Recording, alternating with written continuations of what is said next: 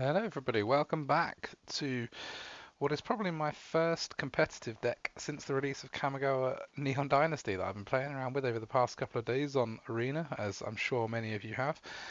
And that is an Angel Superfriends deck.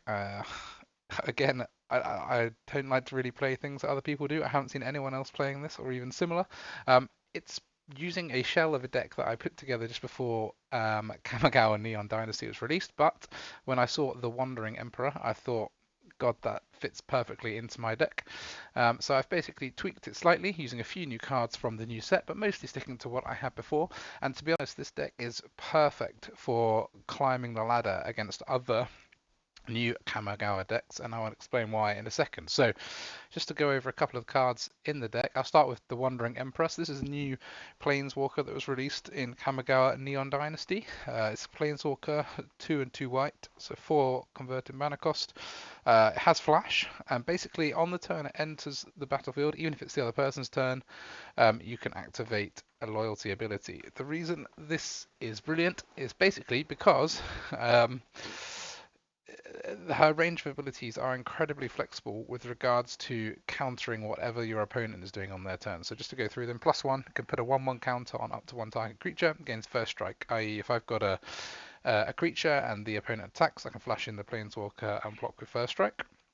-1 creates 2/2 White Samurai creature token with Vigilance. Slightly less of a counter, but can be used as a great blocker. Can just be used at the end of their turn to set up a creature that then doesn't have summoning sickness at the start of your turn. And then -2 exile target tapped creature, you gain 2 life. So obviously -2 exile creature, it seems very strong if the opponent's attacking. You can pretty much exile any non-vigilant creatures and gain some life, and then have a Planeswalker still for the next turn, which you can then either -2 or +1. So a really powerful and interesting Planeswalker, something that we haven't really seen before, being able to flash in and activate loyalty abilities. So yeah, been having to go with it, and it seems really successful in this deck. As you will see, the kind of theme of this deck is tokens, tokens, planeswalkers, and angels. So I'll start with interesting inclusion because I haven't really seen it in many competitive decks at all, which is Kaya Geist Hunter. Um, Kaya's main ability that we're looking to use here is her -2, where if until end of turn, if one or more tokens will be created under your control, twice that many of those tokens are created instead. In other words, if I can play Kaya and she can live, and I can then play Fearja's Retribution, or a Rampage of the Valkyries, or a Lolth, or a Sorin, or a Wandering Emperor, and create Samurai tokens, I can get double that number of tokens. And that is kind of the main theme of this deck, is doubling tokens once or twice after having cleared the board down in order to give us that kind of 1-2 turn finish after controlling the opponent. So Kaya Gasanta, I'm only running 2 because if you pull too many of this, it falls flat on its face if it doesn't have a good thing to pair with. The +1 ability of gaining Death Touch isn't particularly helpful, but putting a 1/1 counter on some of our angels created with Fearja's Retribution can be very helpful. So the reason I call this a Super Friends deck really is because we have Kaya Geist Hunter, we have the Wandering Emperor, we have Sorin because he also creates tokens and allows us to draw more cards. Also quite good is heading towards the -7 in a sort of controlling matchup, because oftentimes the opponent will be down to 13 or below, and it kind of gives a natural clock on the game if they can't deal with him. We have Lolth just because doubling 2 2/1 spider tokens is extremely valuable. Also, being able to give one of the tokens that have Menace Death Touch makes them particularly nasty to deal with and try and block, as you'll basically always kill 2 blockers, especially when you've got 4 of them. I have 1 of Kaya the Inexorable, basically as a removal spell that also can give some sustainability to our 2 non-token creatures in the deck, which are Legion Angel and Youthful Valkyrie. Legion Angel is basically a brilliant one-off in any sort of white late game deck, and as you'll see in the sideboard, 3 more Legion Angels. Not to mention the natural angel theme I have with Fearja's Retribution, which can create me a 4/4 white Angel Warrior token, often 2 of if I have a Kaya down, and obviously a very powerful follow-up effects there. I won't go through the card, I think you guys know what that does. I actually am running 2 Inscription of Ruin. The main reason for this is that it shifts this deck slightly more towards the controlling end of the spectrum. So I've got both Divine Purge and Doomscar for board wiping until I can get set up in my 4 mana, 5 mana sort of, powerhouse cards here. But often I need something that will help me remove an extra creature for which I have Inscription of Ruin, but also in these control-y, grindy matchups that I'm getting in Kamigawa Neon Dynasty, being able to make my opponent discard their last two or last two of their last three cards is actually incredibly powerful and very disruptive. So the flexibility of this card really is what earns it a spot in the deck, not to mention if you can get it to a kicked place. Running 4 Fateful Absences as an extra spot removal for creatures or planeswalkers. Fateful Absence pairs particularly well with Divine Purge because you can often purge away the clue token that you've given them, as people are often not wanting to pop that clue token at turn 3 or turn 4 even. For Vanishing Verse. Vanishing Verse is obviously a very good card anyway, but it's particularly useful in the Neon Dynasty meta because I find when a new set comes out, a lot of people are running mono color decks whilst they get to grips with the way cards interact with each other, which new cards are out there, and also because people will have a limited number of the cards when a set comes out because they won't have gone out and crafted them all.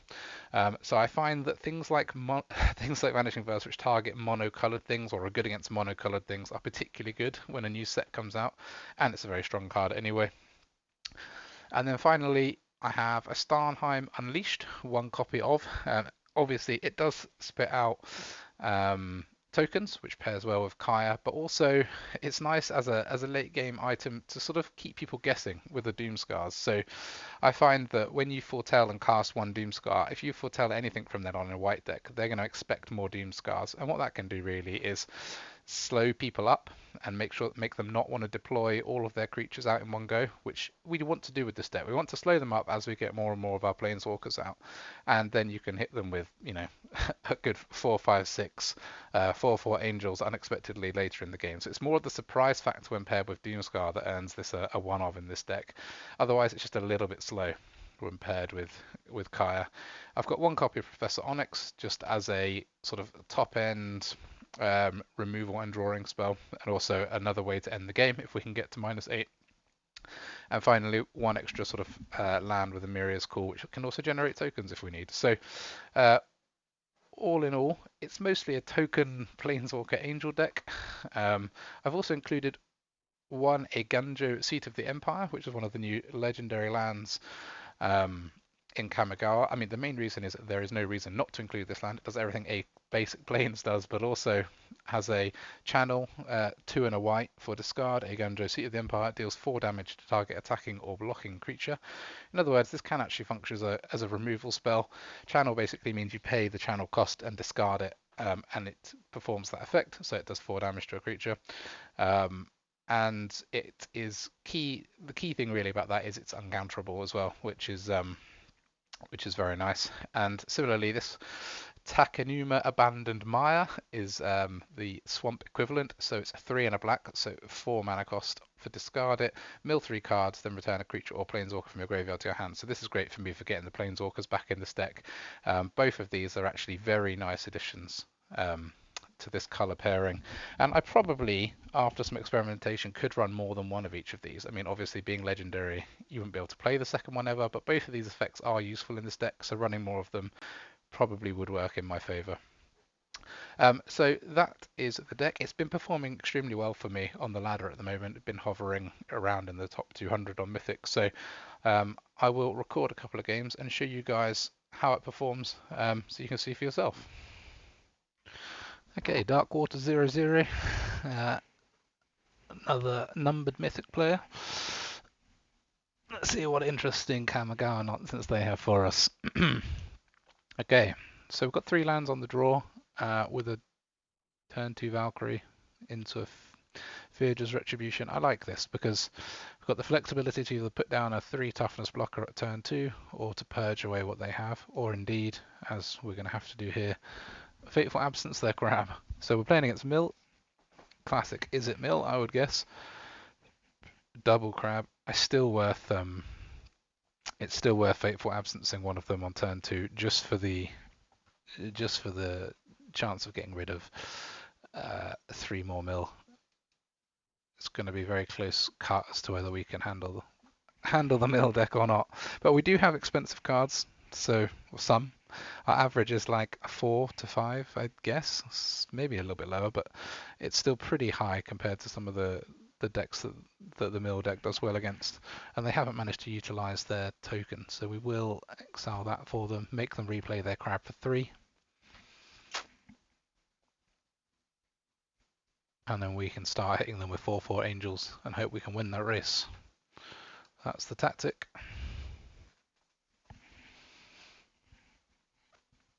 Could see there how good that combination of Fateful Absence into Divine Purge is, because yeah, no Bennett, no upside for a 2-mana destroy in white. Very nice. So we force them to play the grab there, which, you know, it's nice because otherwise they could be foretelling the dual cast spell, or even milling us for more, or foretelling removal. The problem with this matchup for me is that they're often running quite a bit of bounce in the mill decks because their main goal is to try and waste time. So it doesn't fare that well against token decks. Token decks don't fare well against it. So we'll see.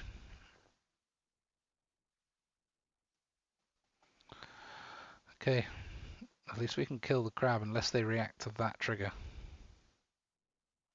which they are going to. They just touched my angel. Okay, that's nice.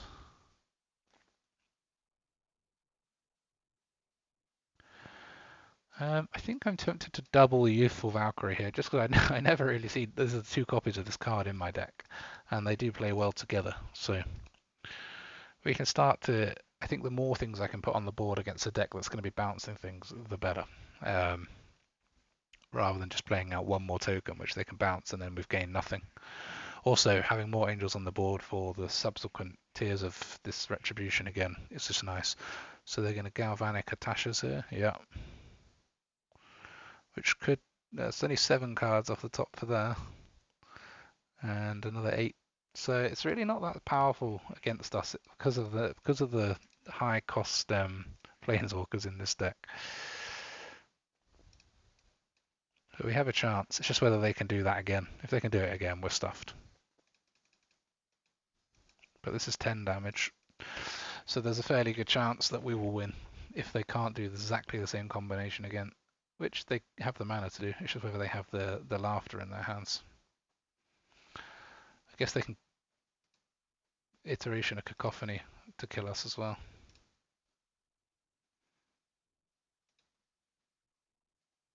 Yeah. Good game.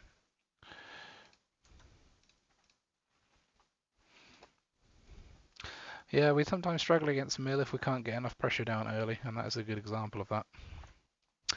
Okay, KDJ17. I have to admit, I just played a game and totally forgot to hit record, so it was a win against a sort of white-green enchantments deck using some of the new cards. So it would have been a good one to show, but yeah, I completely failed there. So okay, got 2 land hand here. It looks like we're against white so far. I'm just got to hope for land again. I can't have more land screwed in games in a row. We'll use the exile here because this thing comes back from the graveyard. Or has the option to, so that's the better choice here.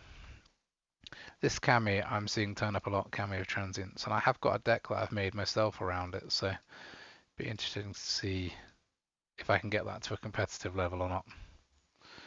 Hey, did hit the land drops. So obviously I'll play the Wandering Emperor in their turn, and probably poop out a Samurai token given that we've gotten rid of all their creatures so far. Other enchantment creatures you control get 1/1, copy target activated or triggered ability from an enchantment source. Okay. So good for like doubling the effect of sagas, I suppose. Or for that. If only they could. No, because activated or triggered, yeah.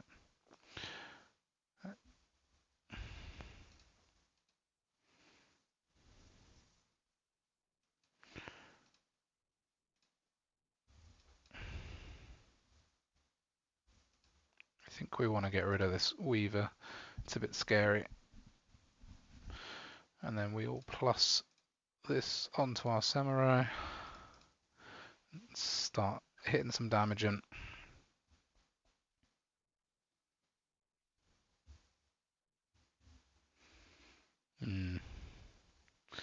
Would like to exile that before it gets too out of hand.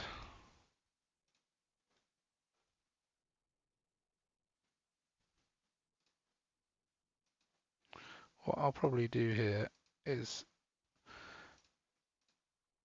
this.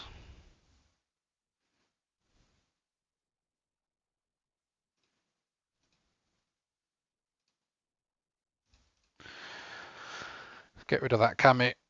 Hit for 7 or 3. 7, yeah. Hallowed Haunting is so much more powerful now. There's enchantment creatures back in the back in rotation.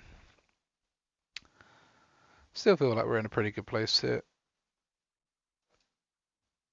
The opponent's not really. Oh, I should have put that as black really, but not really producing much. Can I just win here? No, because that's 3, 8. Not quite. Okay.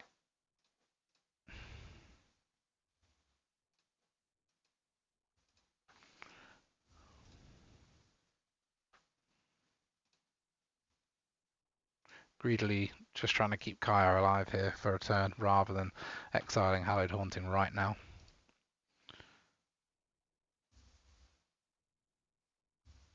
I think we can afford one creature to come down off of it.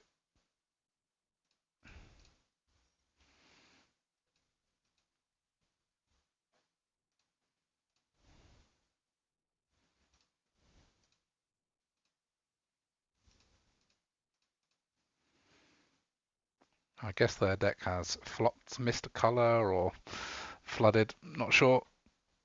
It's a shame. Would have liked to see what they could do. On to the next one.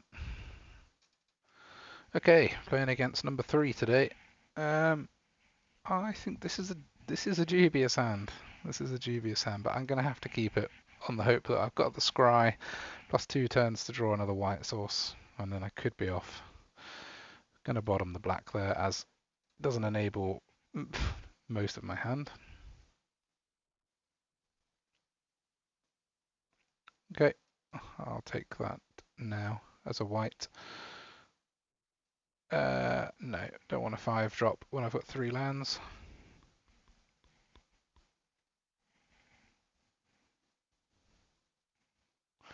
Okay, that's Aspirant I've seen coming back quite a bit, actually. We're going to purge the board anyway, so we'll foretell Starnheim here, which everyone reads as a Doomscar, so it could slow them adding any more creatures to the board. Let's see. But mono white, I've seen quite a lot against the top 10 players. They seem to be running mono white, so I'm guessing that has been determined to be the easiest deck to grind with. Well, I'll probably take the Wandering Emperor, would be my guess. But let's see what they feel is a threat. I mean, little point getting rid of a purge because there's 2 of them, yeah. But then they know they're getting purged this turn.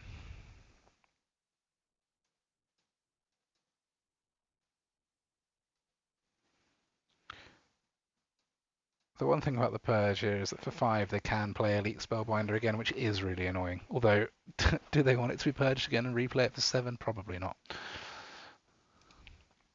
Be interesting to see what they take here. I'd guess Kaya. No, another purge, the second purge. Okay. I don't really have a good option here. I could play out Kaya, but then she takes a hit. She gets left on 1 anyway.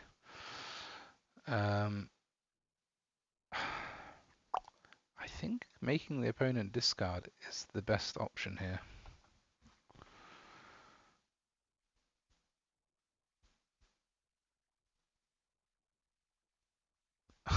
Getting rid of Portable Hole is actually so nice. Like they don't know that this is an Angels deck, Angels tokens deck. So obviously that's where having that Starnheim foretold early is powerful, because they would never ditch that if they knew.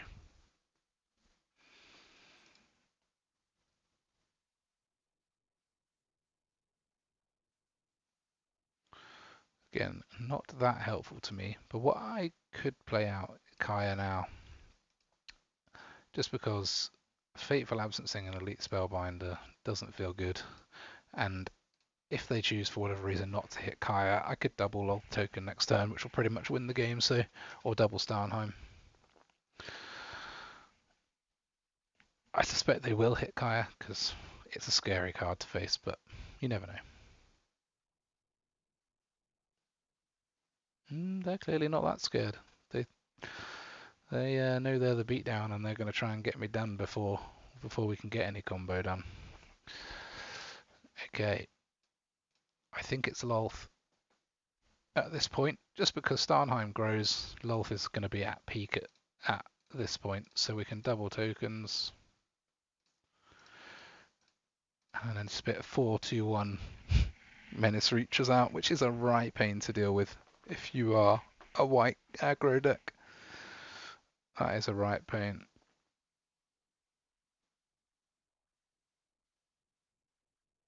And now they've realised the value of their portable holes. Thalia, okay. Yeah, I think they just realised they're never getting through this wall of tokens with the Planeswalkers. GG. Okay, next game. 3 lands on the play with a 2-3-5-6 curve. I think we can keep that.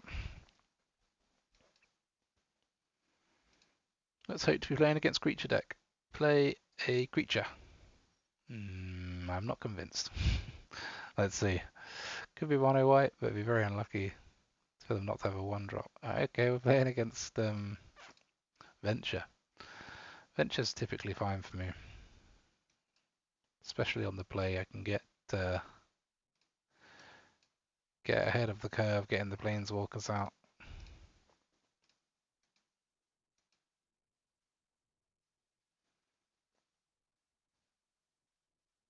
They're going to want to put pressure now to get rid of Kaya by playing a creature. Or not. Or they'll just... That is a nice play. Using my token against me. Okay. Not the end of the world. Just slightly annoying. But there is our 5th land coming, which is nice. I'm hoping they're going to dump out a couple of creatures this turn to make it worth purging. Or if not, I guess we can just lull. So still in quite a strong position. That is a couple of creatures, but one of which I cannot get rid of with Divine Purge. Okay, we're obviously not worried about Shambling Ghast. Just exile this 3-3 just because we want to keep their board presence as low as possible whilst we're getting these Planeswalkers out.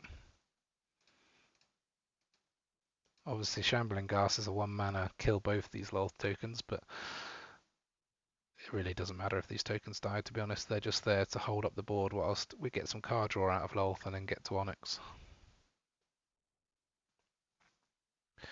Yeah, Rite of Oblivion again. I'd much rather all this removals used up on these. Okay. Play with the Emperor is going to be to put out a Samurai, so we can do that in their turn. Give them no opportunity to remove it. This card is so sweet.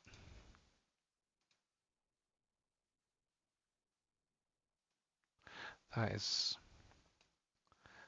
interesting. This is like a venture deck, but not. Okay, I'm going to play this out and plus it because we're going to be exiling their board anyway with Purge next turn. Well, the thing is, I guess I don't have to. I could create a Samurai, but only if we get a land. Yeah, I think we'll get rid of their board with Purge. It does give them the opportunity to replay Cathar though. For a 5, take out.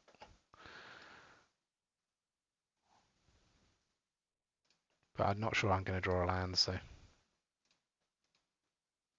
Of course, we did draw a land, but I suppose now I can still. It's tempting to Onyx minus get rid of that and put a blocking Samurai in the way.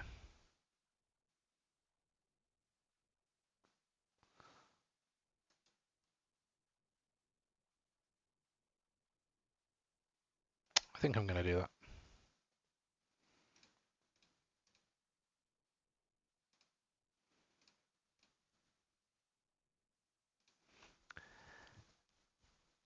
I just don't want to, because otherwise I think all we're doing really is setting them up to just obviously exile our token again and we end up back in the same board state. At least here with the Onyx is down.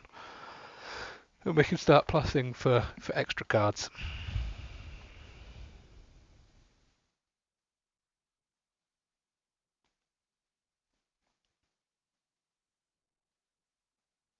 Be very interested to see what their remaining cards are. I mean, it's kind of like a bit of a Orzhov pile of rare creatures plus Shambling Guards at the moment, but Rite of Oblivion. Okay, they're desperate to kill off one of the Planeswalkers, so that is not the right choice of Planeswalker though, I'm afraid.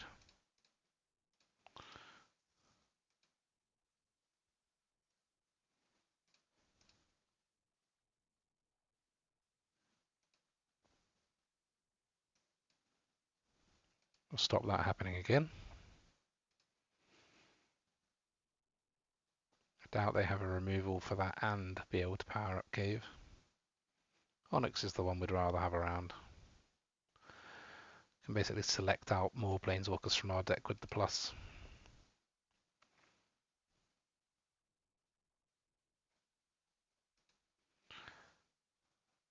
Very unusual. Very unusual. Okay. On the one hand, I don't really want to purge away my own Angel.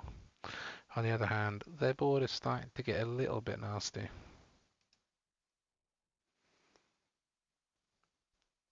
And I think at this point forcing them to replay stuff that for an expensive cost is good. Unless I can draw the inscription, force them to discard 2. Which I can't, but I think that Amiria's call is enough for me to not want to purge away the Angel. Because now they're not getting through with their Cloister Gargoyle, even if they make it a flyer. Nadar can't get through, the Cave can't get through. Yeah. And then next time we can minus Onyx if we need to, and we can Vanishing Verse one of them. So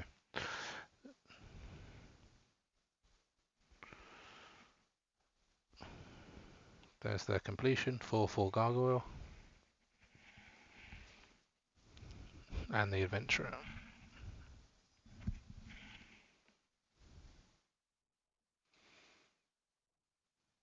Really, they're going to force themselves to 2 for 1 because of Rampage.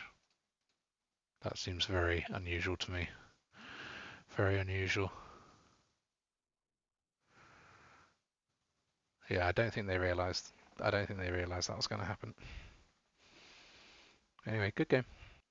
Okay, just a very quick look at the stats on untapped.gg. So over 17 games, managed to achieve a 71% win ratio here. It's all been like within the top 400 Mythic, so that's really not bad win rate when playing against some of the best decks around at the moment. It seems like it's doing very well against, these are typically like enchantment or venture decks, and it doesn't really have that much playtest against other colors. I think black is going to be one of the challenges for this deck, as well as mill, but yet to be playtested too much. Through, particularly against some of the new Kamigawa decks coming out. So pretty decent win rate posting at the moment, but I think it's TBC until I play a few more games with it, and probably try and put a few more Kamigawa cards in there and see how they play out. I don't know that